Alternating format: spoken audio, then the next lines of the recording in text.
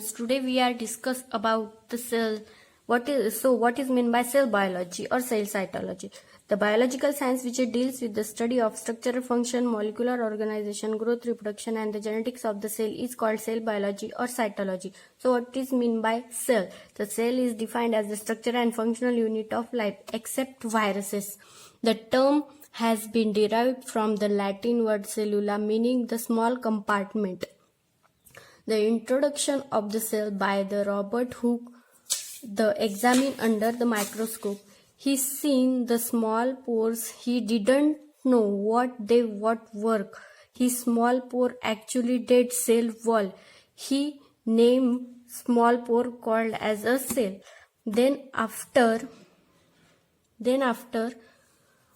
Anton von Leeuwenhoek take a better microscope and examine what is the inside of the living things. These living things moving. These living things called the small animals.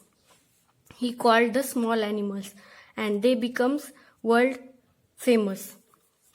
Anton von Leeuwenhoek in 1632 they established the plus simple microscope. Hooke's description were actually non-living cell wall was published in Micrographia.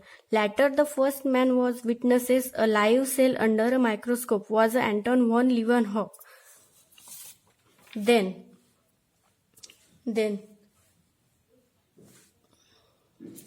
in 1831, an English botanist Robert Brown discovered and the name of the nucleus in the cells. The German botanist M.J. Sachel Adam in 1838 and zoologist T.H. Sachwan in 1839 established the cell theory in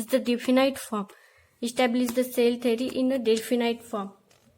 The living matter exists in the form of essential similar unit masses or cell.